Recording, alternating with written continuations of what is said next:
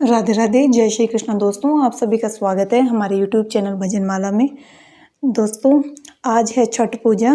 छठ पूजा कार्तिक शुक्ल पक्ष के षष्ठी को मनाया जाने वाला आस्था का त्यौहार है। 4 दिनों तक यह त्यौहार चलता है और इस पर्व में राजा प्रियव्रत की एक पुरानी कथा है। इस पुरानी कहानी के अनुसार ही छठी का व्रत रखा जाता है।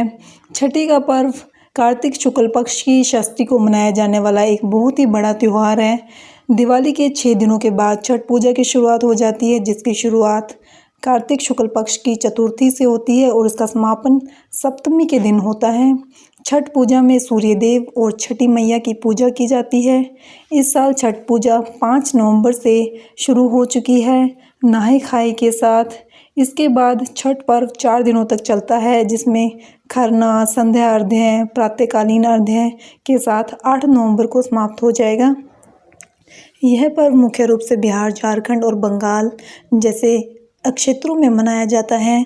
यहाँ इस पर्व की बहुत ही खासी रौनक देखने को मिलती है। छठ पूजा का कैलेंडर कुछ इस प्रकार से है। 5 नवंबर 2024 मंगलवार को पहला दिन नहाए खाए हैं, जो कि सुबह 6:34 से लेकर शाम 5:46 तक है।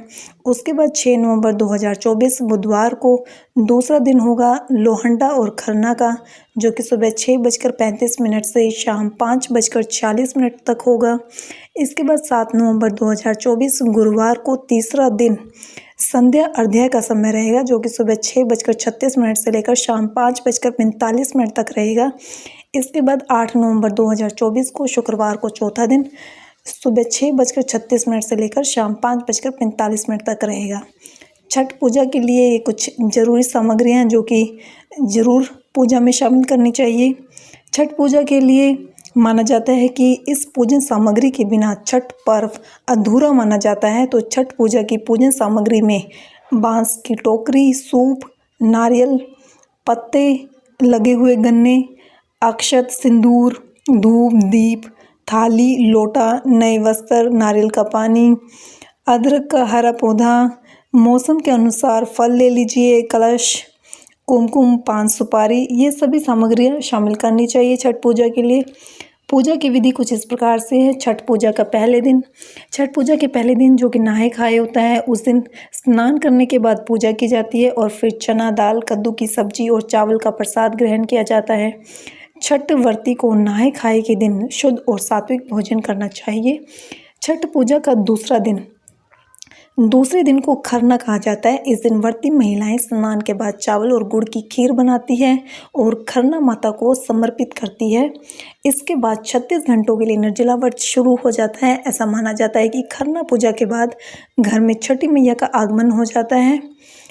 छठ पूजा का तीसरा दिन, छठ पूजा के तीसरे दिन व्रती महिलाएं निर्जला उपवास रखती है। इस दिन डूबते हुए सूर्य को अर्घ्य दिया जाता है। शाम के समय सूर्य को अर्घ्य देने का विधान है, जिसे संध्याकालीन अर्घ्य भी कहा जाता है। सूर्य के अस्त होने से पहले अर्घ्य दिया जाता है। इस प्रक्रिया में डूबते सूर्य को अर्घ्य दिया जाने का विधान है। इसके लिए व्रती सूर्यास्त से पहले नदी या तालाब के किनारे चले जाते हैं, जहां वे पूजा करते हैं और पूजा की थाली में ठेकुआ, फलों और अन्य सामग्री के साथ सूर्य को अर्घ्य देते हैं। छठ पूजा के चौथे दिन उदीयमान सूर्य को अर्घ्य दिया जाता है। सूर्य को अर्घ्य देने के बाद 7 या 11 बार परिक्रमा की जाती है। इसके बाद व्रत तोड़ा जाता है। परिवार के सभी सदस्य एक साथ बैठकर पूजा करते हैं और इस अवसर पर सभी रिश्तेदार और पड़ोसियों को प्रसाद बांटा जाता है। इसके पीछे एक पुरानी कथा भी है। चलिए आइए इसके बारे में जानते हैं। राजा प्रियव्रत जो कि बहुत ही दुखी रहते थे। एक समय की बात है, राजा प्रियव्रत हुआ करते थे, जिनके यहाँ कोई संतान नहीं थी। उन्होंने महर्षि कश्यप से अपनी समस्या बताई, तो महर्षि कश्यप ने उन्हें इसके लिए यज्ञ करने को कहा कि पुत्र प्राप्ति के लिए तुम्हें यज्ञ करना चाहिए।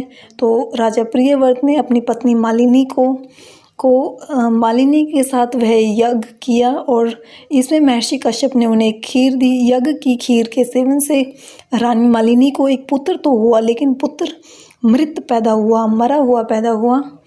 तो राजा प्रियव्रत पुत्र के शव को लेकर शमशान घाट चले गए और दुख में इतना डूब चुके थे कि वो अपने प्राण त्यागने वाले थे। तभी ब्रह्मा जी की मानस पुत्री देवी षष्ठी उनके सामने आई। देवी ने राजा से कहा कि मैं सृष्टि की मूल प्रवृत्ति के छठे अंश से उत्पन्न हुई हूँ, इसलिए मेरा नाम षष्ठी है।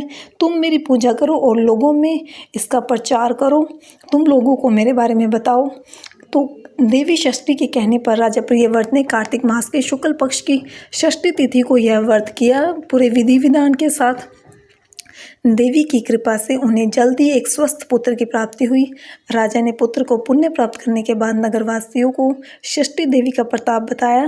तब से सभी लोगों में षष्ठी देवी के प्रति आराधना और समर्पण की भावना जाग गई और इसके बाद उन्होंने सभी ने कार्तिक मास की षष्ठी को व्रत करना शुरू कर दिया। त्रेता युग में माता सीता और द्वापर युग में द्रौपदी ने भी छठ का व्रत किया था। तो दोस्तों, ये थी हमारी आज की वीडियो। आपको हमारी आज की वीडियो कैसी लगी कमेंट में बताइएगा और भी ऐसी वीडियोस के लिए हमारे चैनल को सब्सक्राइब करना ना भूलें। धन्यवाद।